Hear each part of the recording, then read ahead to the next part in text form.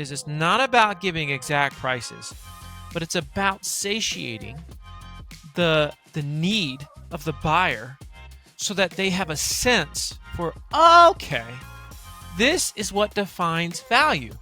And it just fascinates me that people still to this day don't understand that there's a human at the end of the day, that he's making a decision. Marketplace says, I want to get recommendations on social media. That's what the marketplace says. And oh, by the way, they say that in B2B and B2C. Digital first is not a luxury. It is like the bare minimum. I've tried AI, and that sucks for content. No, it doesn't. No, you just suck using AI. You're not good at it yet.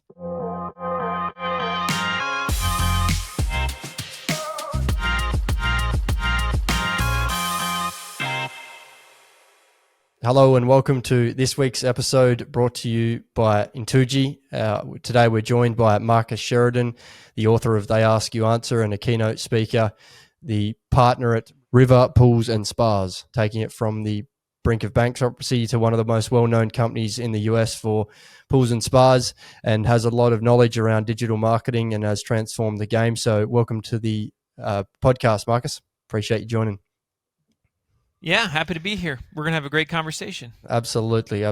So for those guests that may be listening that may not know about you and your background, do you mind giving us a bit of an intro there?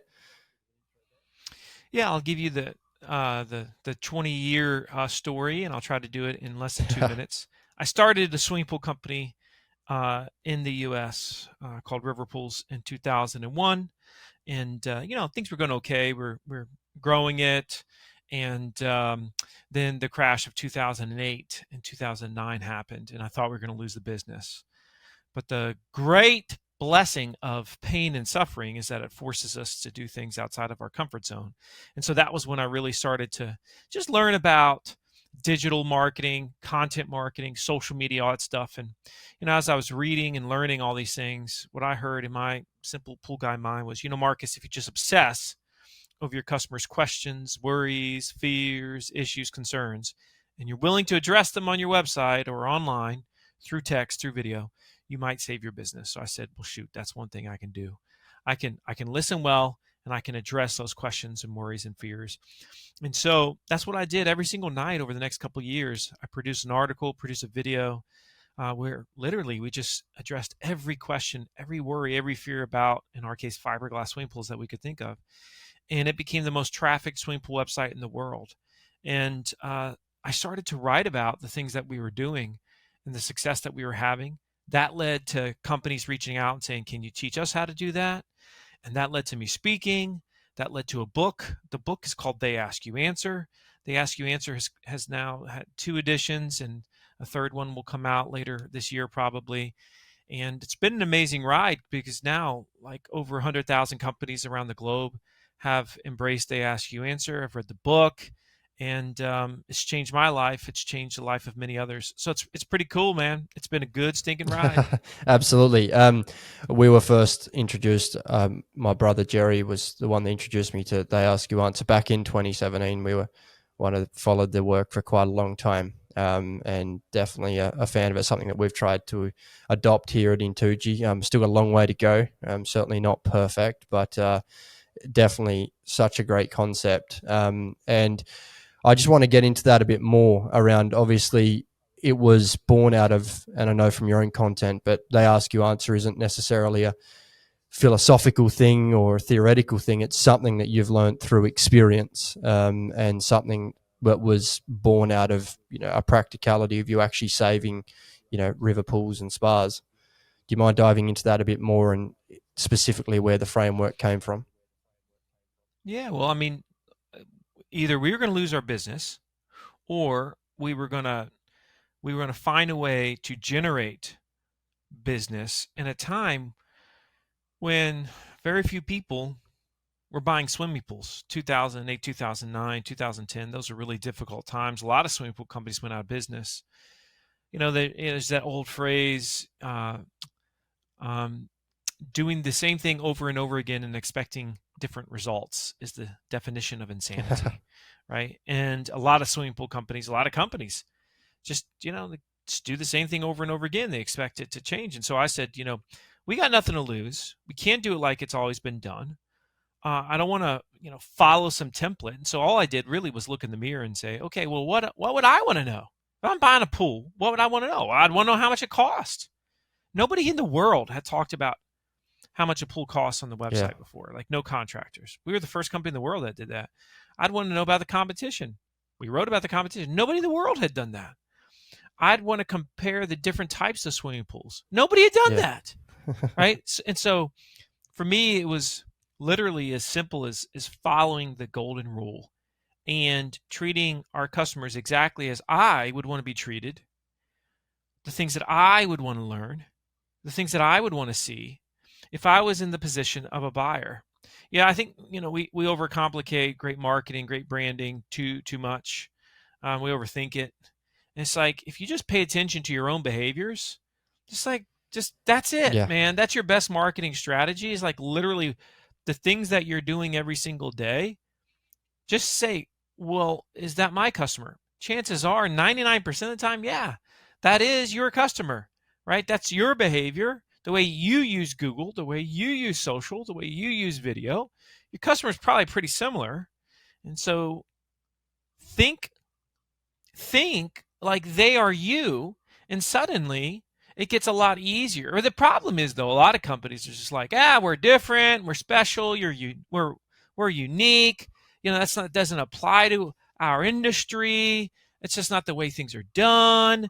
I mean, I've heard all these lame excuses, Julian. They don't work, and it costs folks a lot of money. Yeah, definitely. And one of the main things we come up against with, we've been positioning they ask you answer to clients well with websites mainly, obviously around sharing content, etc. The biggest one that always gets the most pushback from stakeholders, directors, or anyone in the business really is obviously pricing. And still to this day, there's so many people that don't want to address it. Whether it's like a consumables based business or it's a service based business or a projects based business, we often run into it so much, and they want to hold back from sharing the pricing because they think it gives them some advantage throughout the sales process. And my thing always to it is at some point you're going to have to release pricing. So why not get on the front foot, which is obviously part of they ask you answer, and control that narrative. And it's definitely something that we struggle with clients and convincing them. What do you say to that? What are you saying to those directors or executives that think that it's a competitive advantage in 2024 to withhold that information?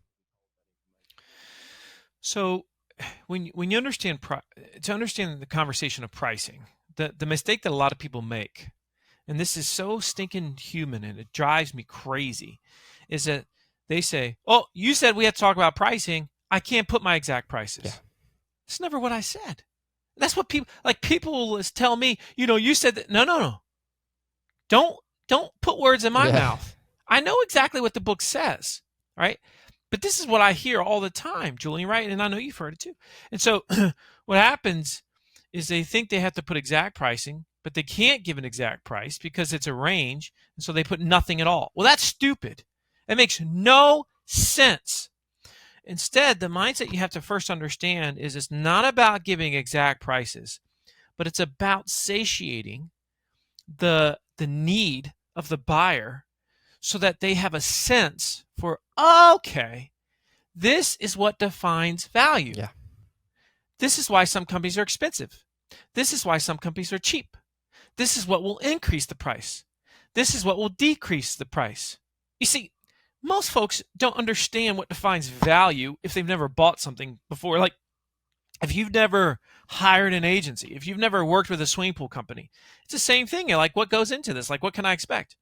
There's a stunning amount of people that never reach out about a product or a service, a company, whatever, from a buyer's perspective, because they're too embarrassed to ask, can I afford this? Yeah.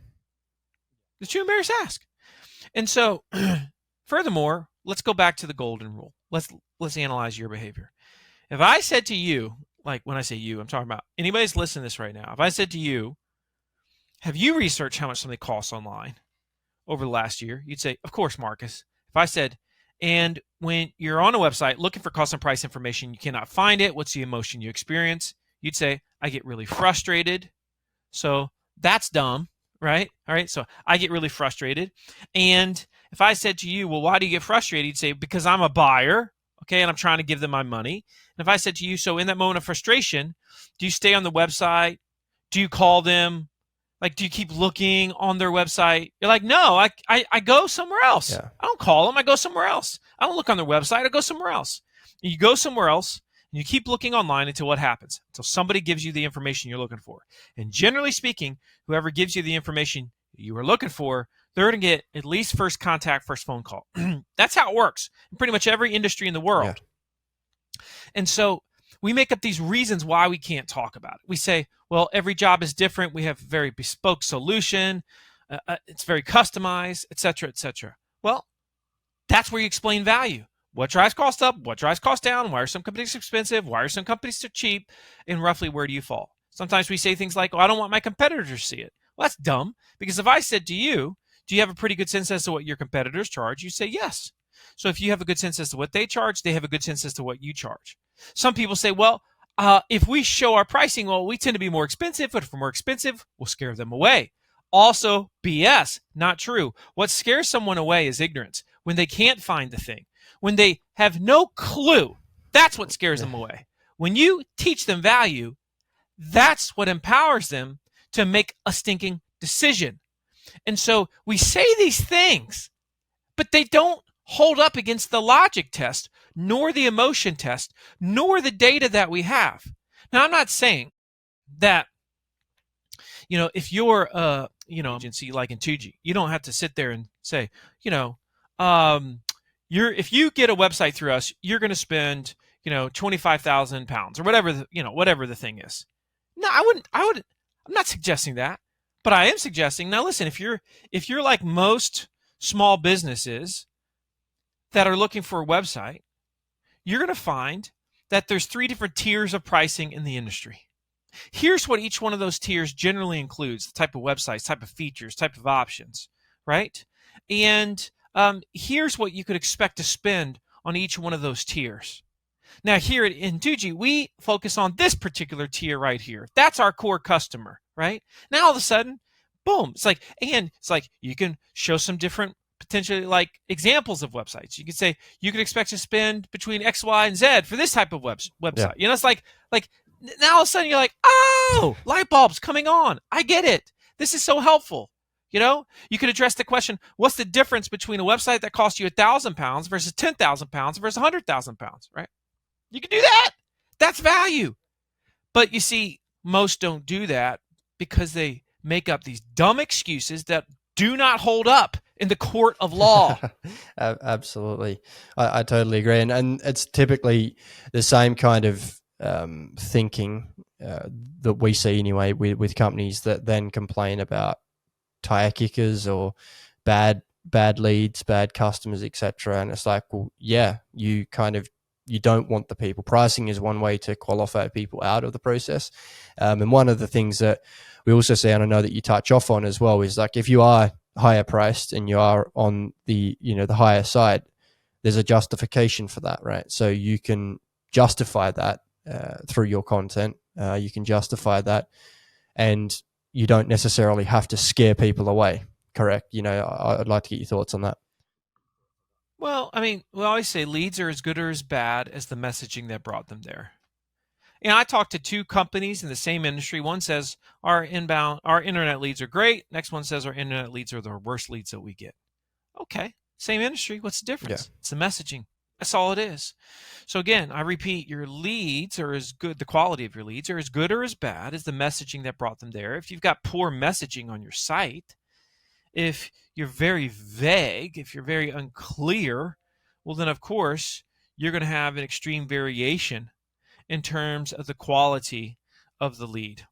But if you're willing to express very explicitly who you are and who you're not a good fit for, which almost nobody does, if you're willing to help someone really say, okay, I see that, like how I see where this fits. I understand the pricing, I understand the market, I understand all these factors.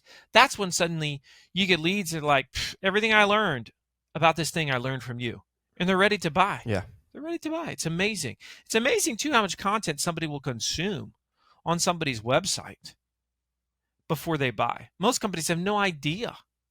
Like, our average, the average for our swimming pool company is, we see lots of people in that 100 pages of the website viewed range for our swimming pool company. They've read over 100 pages. Why? Because they don't want to make a mistake. Why? Because they want to be informed, because they're getting ready to spend a lot of Yeah. money. And so we lean into all the things that they're thinking about in the buying process. We talk about everything, man. We do not hold back. And that's what makes us the most trusted voice, the most known voice in our market. And folks, if you're listening to this, the idea of trust and becoming known in your market, that is the lifeline of your business. Yeah. That's it right there. That's your lifeline. If you ain't got that, you ain't got nothing. You're not going to be around very long. You're not going to last. But if you got that, man, it doesn't matter what happens with AI. It doesn't matter what happens with the economy. You're going to find a way to keep going. Yeah, no, I definitely agree. I want to get your thoughts on this, and this is one that comes up a little bit around, they ask you answering the principles, which is specifically around where do you draw the line with what people are calling competitive advantages or IP, etc., and with sharing, like where do you draw the line with how much you share, right? And that's a question we often I get. find that 99%, and I'm serious about this number, of that which people call proprietary isn't proprietary at all. Yep. There's very few things in this world that are proprietary. Coca-Cola syrup, that's proprietary. Yeah, absolutely. Right? That's proprietary. What's not proprietary? The fact that you manufacture a particular way. Because if you're a manufacturer, guess what? You've had people leave you and work for your competitor. Do you think the competitor doesn't know about that thing that you do? So unless you've hidden it in some like secret chamber beneath the earth, everybody knows what you're doing. I've worked a lot with manufacturers, and they love to think that their stuff is unique and special. Definitively, it's not. But it's the willingness to show it to the world. That's what makes it really interesting. Yeah. That's what makes it believable. That's what makes it trustworthy. And so I consistently have folks all the time say, well, see, Marcus, our sales process is very proprietary. Oh, really? So are you saying, and of course I'm going to say, so what specifically makes it proprietary? Well, it's our level of expertise. Okay, cool. So if I went to your competition and I said, would you say that your salespeople are like truly experts in their field? Oh, yes. If I said to them, are they more of an expert than the competition? They'd say 100%. Yeah, absolutely. You see? Absolutely. Now that ain't no secret. That's not proprietary. Whereas if I went to Pepsi and I said, do you have Coca-Cola's exact syrup recipe? They'd say, well, no, we don't have the exact. We've got something close. We like ours more, but it's not the exact same thing. Even they can't say it because it's not the same thing. No, absolutely. I totally agree with you. And it kind of leads me on to my next point. Something that we see often as well is in the B2B space, particularly people are like, that applies to B2C or, something like that. It doesn't apply to us. We're in B2B. We don't need to do that, or our buyers are different, or they don't consume that way, or they don't behave that way. And it just fascinates me that people still to this day don't understand that there's a human at the end of the day that he's making a decision. It may involve, big deals could involve 15, 20 decision makers or influencers, etc. But those people are still consuming. Those people are still looking to learn. They're still looking to the authority to make the right decision. So I'd like to get your comments on that, just regarding that B2B versus the B2C space, and, how B2B businesses are saying, we can't do that because it's not the same. I have no patience for this conversation when it comes to B2B, especially B2B service-based business. I've been talking about it for 12 years. Every single talk I give, I have to remind the audience they're not the exception. I'm always Absolutely. speaking to the B2B service-based businesses because they're the worst at this. Um, the problem with B2Bs is they think they're so special, and they could learn a lot actually from B2C. And this is what happens. Usually B2C does it, and B2B eventually catches up and starts doing it. 100%. You see it over and over With again, everything. and they're like, "Oh, look at this. This actually works." We know that the things people search, it doesn't change from B2B to B2C. Like the same searches are done. We know that. The only difference is sometimes, not always, sometimes there's more decision makers. That's the only difference in the psychological process. But even still, if you look at a swimming pool, how many decision makers you got? Well, you got, the husband, wife, or the couple. You got some children probably involved oftentimes. You might have 4 or 5, 6 Yeah. decision makers in that thing, Absolutely. right? So there's a lot of decision makers there. That sounds kind of B2B to me. You know what I'm saying? Heck, sometimes grandparents get involved. So the point of this is let me just tell you this. I've spoken now to probably 1,000 audiences all over the world. The ones that sit there and say, you don't understand, our situation is different, they do nothing innovative and they get left behind. Period. They are the least innovative of their space. Absolutely. The ones that don't overanalyze it, don't sit there and say, we are just such a, special snowflake. Those are the ones that are reinventing the game. Do you think I was sitting there with river pools and thinking at all, well, I mean, we just do so many things unique around Yeah. here. I was like, man, we just, we're putting in pools. We're trying to do it right. Sure, we got our special ways, but I'm going to show all those special ways. I'm going to show them all. Somebody can copy it. We started manufacturing pools eventually. We were the first manufacturer in the world that showed our entire manufacturing process. I had other manufacturers saying, what are you guys doing showing your entire process? I'm like, what do you think's going to happen? Somebody's going to go buy some big building and a bunch of fiberglass guns and build a bunch of molds and start making fiberglass pools? Yeah. They can do that. Good on them. And do you really think I care? Because the only thing I care about is that the homeowner, the end user in my case, was able to look at it and say, man, these guys actually show us how they make the pool. I want to buy from them. And then they meet with the dealer, and the dealer says, well, we don't carry river pools. And they say, well, sorry, I don't want you to install my pool then if you can't give me a river pool. Now all of a sudden, the dealer is calling who? They're calling us and saying, man, I got this homeowner here that doesn't want to get, see, that's a B2B play Yeah. there. Absolutely. Manufacturer, B2B, right? It's actually B2B to C, which most manufacturers are B2B to C anyway, but besides the point, right? It's like, I was able to build this, like, as a manufacturer, this incredible network of dealers without having any salespeople for dealers. We didn't need any salespeople. What do we have? The homeowner was sitting there telling the dealer, man, if you don't have a river, I don't want your pool. Yeah. No, that's so powerful, and I agree. I would even argue it's more important in B2B, or where you've got more decision makers, right? And it's more powerful because if you deploy it properly and deploy the strategy, it takes no more resource. Yeah. But it's even more powerful, right? You're doing bigger deals, more people involved, but you've only created, this is just an example, but that 1 or 2 pieces of content which has been distributed to those 20 people. So it's even more powerful. There's more opportunity there, but people are still stuck in the way. It's the same thing with, building out innovative experiences or digital experiences, what we do on that side as well, where it's the typical, pretty much it comes back to a mindset of innovation, right? There's people, they don't buy that way, or our industry will never do that, or they'll never consume like that, or, they've never done it. We've always done it this way.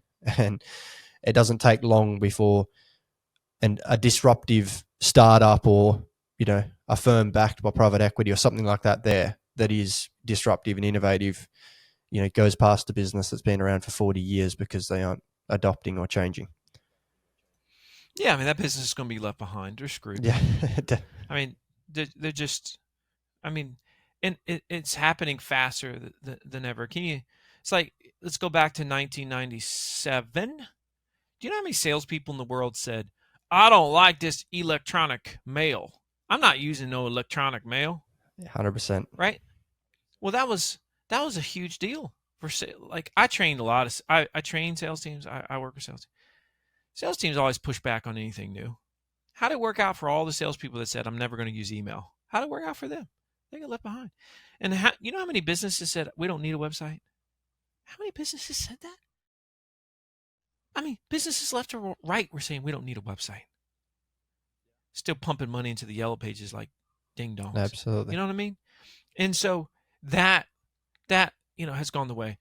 And you still got tons of business saying we don't need social media, especially in B2B.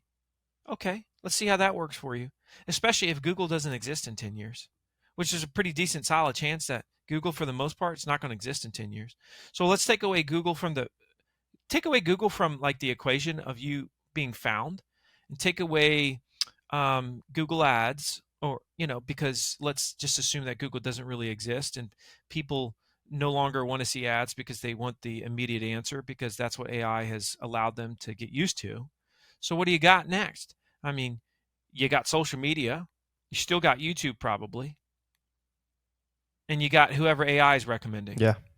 Boy, you better build a brand. You better be willing to think differently right now. Otherwise, you won't have a business in 10 years. Yeah, absolutely. I was talking to the CEO of a business the other day that he's in more of a traditional industry, decent sized business, and couldn't seem to understand how AI was going to impact them.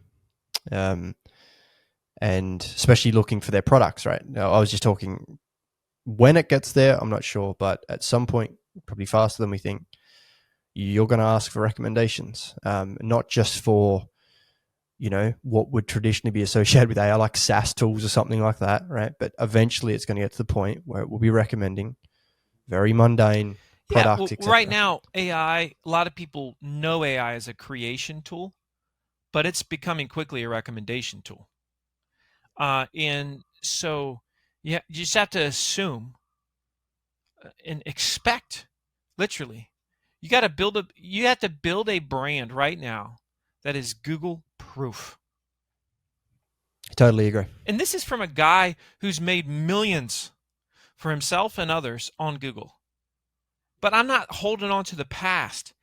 This isn't some like girlfriend I can't let go of, right? It's like you have to evolve. You have to evolve with time. Because if there's a reason why I'm going to write the third, edition of the Ask You Answer, because you have to evolve with the market. I learned a long time ago, never allow your personal opinions to script smart business decisions. So it doesn't really matter if you like AI or not. Nobody cares. Nobody cares if I like AI. Nobody cares if I feel comfortable on video. Nobody's ever been on a website before and said, man, I'd love to see a video right now, but I'm sure the owner isn't comfortable on camera, so I'm going to give them a pass. That doesn't happen. It doesn't work that way. The marketplace cares about the marketplace. They don't care about me. They don't care about my feelings as a business owner. They don't care about my opinions. They don't care about my habits. They care about the habits of the marketplace and what the marketplace wants. And so the marketplace has spoken. Marketplace says, well, I've used Google for the last 20 years. Marketplace has said, but I'm moving over to this thing called AI. Marketplace says, I want to see reviews that are unbiased. Marketplace says, I want to watch videos. I want to watch lots of videos. Yeah. Marketplace says, I want to get recommendations on social media. That's what the marketplace says. And oh, by the way, they say that in B2B and B2C, right? There's no exceptions to that. That's where the marketplace is going. So I'm not going to allow the fact that I don't particularly love social media. I hate social media, dude. I hate it. I play the game 100%. because that's what I signed up for. I said, I'm going to be in this thing called business. And in business, I'm going to ask people for their money in exchange for a good or a service. In order to ask for that money, I need to earn their trust. And I need to make sure they know I exist. So I'm going to do whatever it takes. Even if it's not comfortable, even if it's not necessarily enjoyable, because that's what I signed up for. Yeah, definitely. I totally agree. I'm fascinated, and we're spending a lot internally of time on AI and how we can introduce it for clients more in their products, right?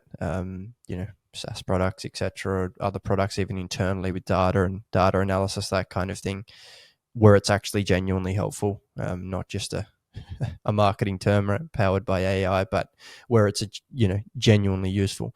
But I seriously don't think the vast majority of people, let alone executives at large companies, understand the actual impact that's going to happen. I'm yet to meet many executives who have actually somewhat got a grip on prompt engineering and things like that, where they are leveraging it to the level it can be, even at this point. And with Chat GPT 5 on the horizon, where they think AGI is going to be achieved potentially. It's something that I just find fascinating, and I totally agree with you with Google becoming, or SEO, Google becoming less and less relevant over that period of time. I think it's going to become more and more important.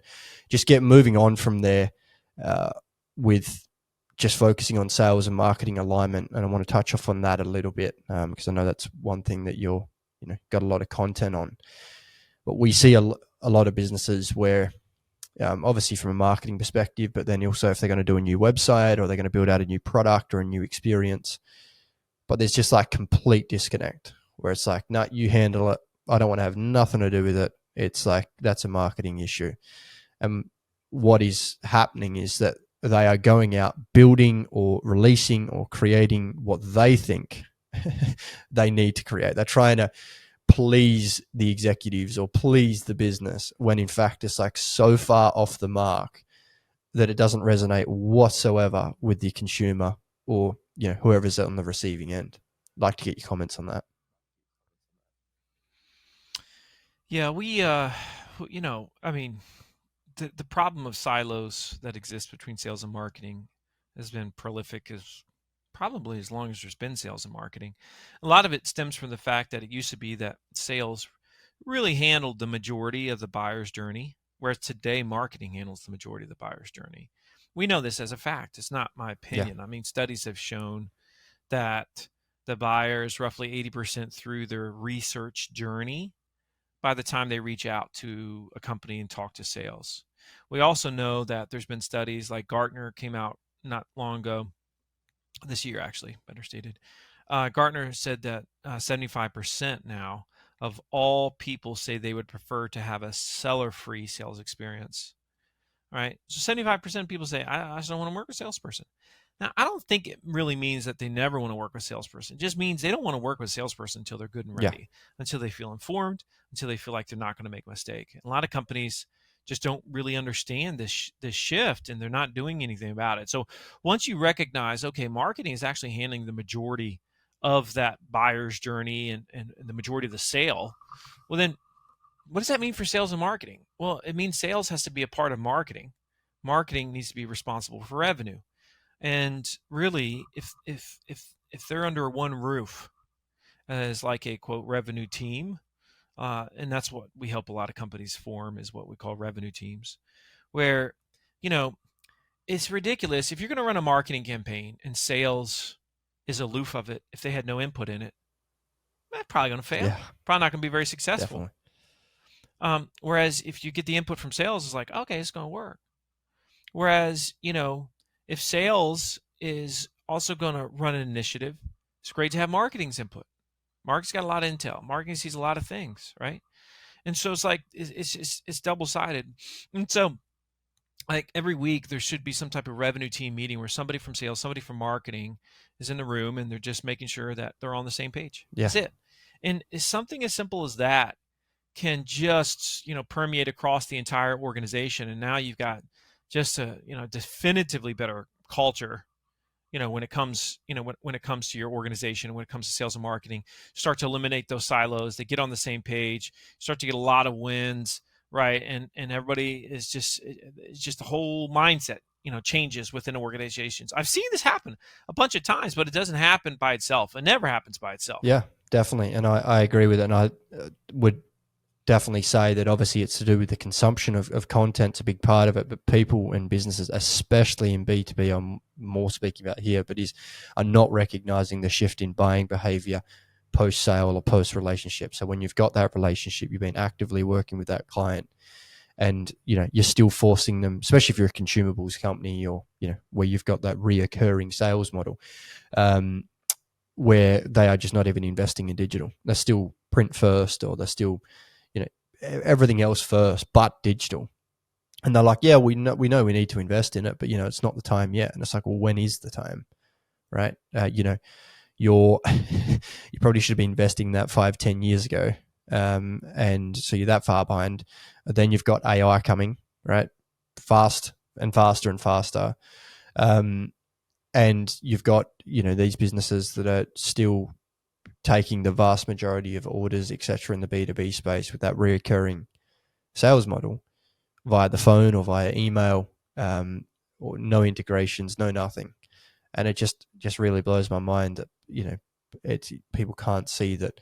Number one, it's not just about the efficiency and the cost saving or improving profitability and that kind of thing, but it's how people are wanting to buy. And you only have, coming back to earlier about consumption when we look at B2C, but you only have to study B2C and look at what happened in retail and e-commerce, etc., to look at that and go, eventually that's where B2B is going to get to. How long it takes as a whole, we don't know, right? But as the ages averaged are lower, I suppose, where you've got younger people coming into these businesses that are now used to technology, right? That are making these decisions. You might have had a 60 or a 50-year-old that never grew up, right, with a phone or a computer, but they've had to adopt that as part of their thing. You've now got people in these positions in B2B, which is becoming more and more and more. That is their expectation. Digital first is not a luxury. It is like the bare minimum. And I just, the shift there, I find, have you got any comments on that? I find that fascinating. Well, it's just all you have to do is you pay attention to the younger generation and you say, okay, that's just how they're going to do things, and that's how I need to evolve my business. And so, it always amazes me. People sometimes say to me, Marcus, like, you were way ahead on video. Like, how did you know that video was going to be such a big deal? I wrote a book on video before, and I was saying, I've said for 10 years, every company is going to need to have an in-house videographer of Yeah. some type. I've been saying it for 10 years, dude. And people were just like, man, you were like way in front of it. I don't know how I don't think that was way in front of jack squat. I mean, I had teenagers that were, didn't even know what TV was. They were learning everything on YouTube, and producing videos left and right, and they're all comfortable with video. It's like it doesn't take a rocket scientist to look around and say, I Yeah. mean, hello, it's right there. And so that's why, when I look at that, I'm like, okay, look at what the natives are doing, the digital natives, right? How are they treating this? Just like I I saw, like, wow, like short form vertical style video. It's gonna be a big deal. It's obviously going to be a big Yeah. deal, because everybody's using their phones. It's a better user experience. Um, and look at TikTok, look at all these others. It's exploding. So, everybody's going to do it. All the platforms are going to have it. The platforms that don't currently have short form vertical style video, they're eventually all going to have it, because that's what the marketplace wants. And so you need to learn how to do that, not just long form video, right? Traditional video. So, again, I just don't, it's the same thing every time. I just look around and say, okay, yep, that's what the marketplace is doing. That's where we're going. So let's ride that train. Yeah, definitely. I agree. And you only have to study the behavior and the data, and it kind of points you in the right direction of where you need to go. And totally agree with that. Just going back to, we obviously touched off on AI a bit, but I would like to jump in a bit more into your thoughts on the future of AI. I know everyone's talking about it, but just get your thoughts on that, and especially where you see, um, the content creation side of things going with AI. Obviously, we're getting with Sora, with the model coming out from OpenAI, and even video, as I said, written content, etc. It's going to get very very good and enable content creation at scales we've never seen before. But personally, from my perspective, one thing I've said all along is that once everyone has access to something, that becomes the status quo. And there's still going to be a differentiator from how you utilize those tools and how you put your spin on it, because people are still going to be looking for that differentiation. So I'd be interested to get your thoughts on that. Well, you're right. I mean, there's always going to be just like differentiators, levels of quality. How much is somebody willing to embrace and lean into something, right? Outliers. We're gonna see that. Um, I think a lot of the conversation on AI up to this point has tried to be politically correct. Um, you have a lot of folks that are trying to paint some utopia that's not going to exist. Um, AI is gonna really affect our world, and there's probably going to be a significant period of advancement and discomfort that run together before we get to the other side. So when I say discomfort, I'm talking about major unrest, Yeah, politically, socially, economically. I mean, I think we're going to see a lot. Now, on a those are macro levels. On a micro level, like how's it going to affect, let's just say, content itself? Well, it's already affecting content a lot. You're seeing it. I'm seeing it. We're going to see a proliferation of more content than we ever have. Um, the quality as a whole will go down, which is actually really good in terms of those that are willing to do it better. But let's keep in mind, this is not AI's fault, because I can produce content right now with AI that's written much better than a human can write it. Much better. So somebody says that it's like, I've tried AI and that sucks for content. No, no, it doesn't. No, you just suck using AI. You're not 100%. good at it Yeah, yet. 100%. I mean, AI is not the problem. And I have reviewed thousands, no exaggerations, of articles that companies have produced, just because I've been the content guy for so long. I have helped interview and hire hundreds and hundreds of content writers and managers for companies. AI is right now is as good, if not better, than all of them. Like the best of the best right now. And so, if you know what you're doing, that is. Of 100%. course, the disclaimer here is always, if you know how to prompt it, if you know what you're doing, etc. And so there's going to be a lot of people for a while that say, AI this, AI that, AI is bad on the content level. But, AI is an amazing content tool. But let's keep this in mind. Just because you have the tool doesn't mean that you've got courage. So you could produce a world-class cost-price article about your product or service right now with AI. You ain't going to do it because you're got your head in the sand and you're sitting there making excuses as to why you can't talk about cost and price. You could write comparison articles about your products versus other products that are honest, open, and unbiased. You're not going to do it, though. Yeah. You're not going to do it. Maybe 3% of the people that hear me take action, like true action, and do the thing. Maybe 3%.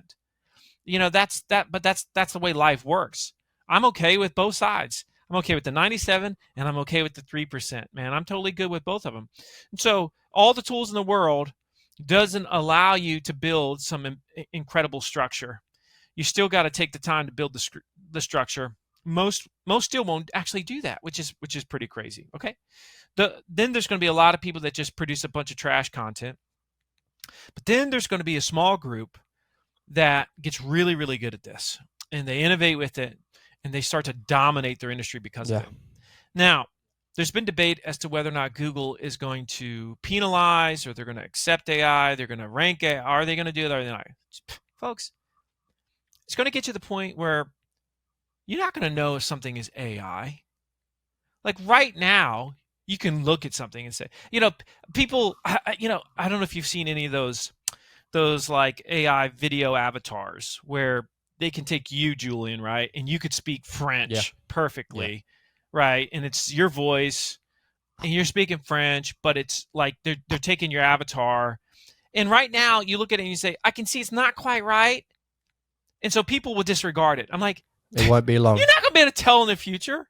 A year from now, you won't know. We're going to enter a time period that is referred to as the reality paradox, where literally 100% of that which you see online, you won't know if it's real or not. 100%. And so what happens? If nothing is, if you don't know if anything is real, nothing's real. I'm already experiencing the reality paradox with some of my YouTube channels. I got some different YouTube channels. One of them is an offshore fishing channel. I have like fishing's a big passion. I've got an offshore fishing channel.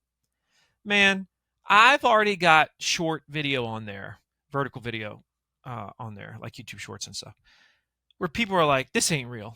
I'm like, "Wait, tell me it's not real. Ain't nothing on here fake." But people are so jaded already that they're already just like starting to claim things aren't real when they're actually Yeah, real, or they're saying, that didn't really happen, like you made it happen, but that didn't naturally happen, that was staged.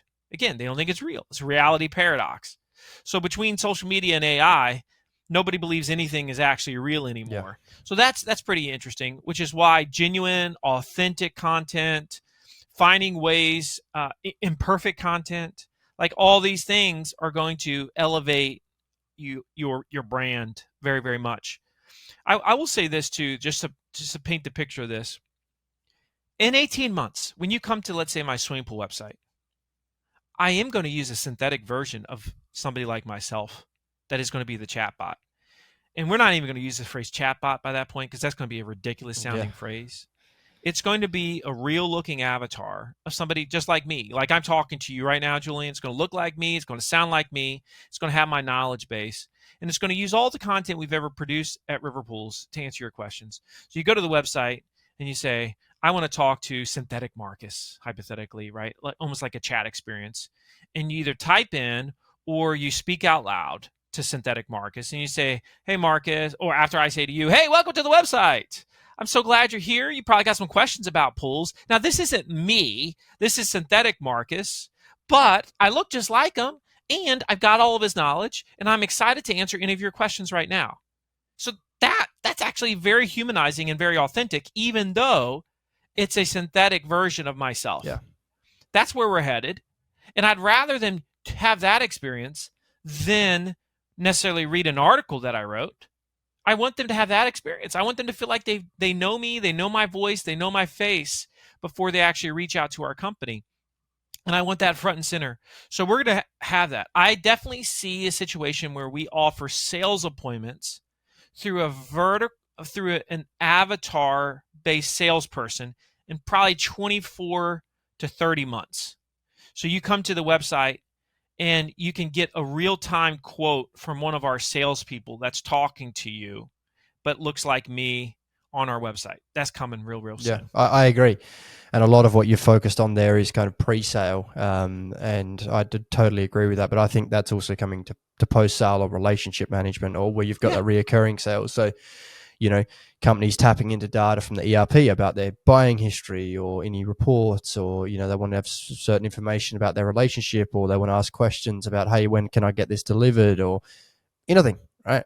And it's the same kind of thing. It's coming pre and post sale or relationship based, and I totally agree. I think there's many concerns with it just as well. There's some good, as with anything, any powerful technology, it can be used for good and it can be used for bad. I think there's massive yeah, issues with areas like cybersecurity and that kind of thing. Companies are still struggling with the most basic of cybersecurity stuff these days, and it's going to accelerate it. It already is, but it's going to accelerate at speeds that are unprecedented, and companies are going to be caught out where customers are scammed and all sorts of things. But we only can deal with those things as they come up, but we can educate ourselves and be on the front foot with that.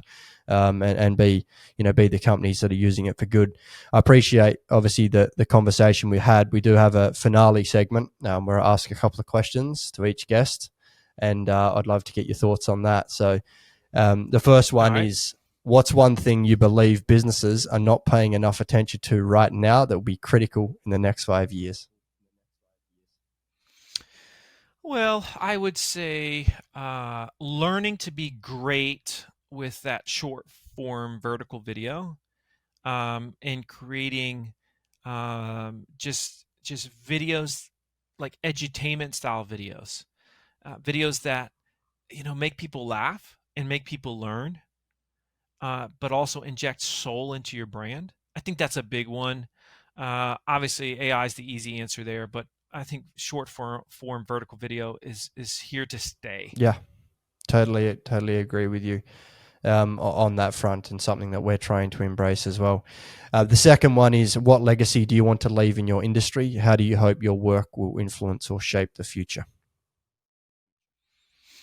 Well, in terms of what I speak about, I want to be remembered as the guy that changed the way people communicated online, that really ushered in a greater sense of transparency and thinking like a buyer, um, and being willing to give buyers what they want.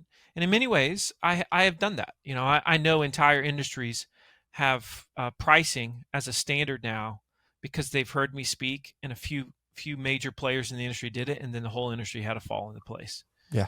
So it's pretty satisfying to know that entire industries have changed because of my teachings, and I'd like to think that that will continue in the future if I do my job.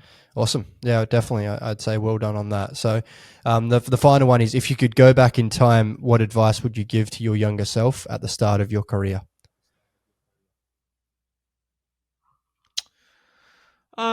I would say uh,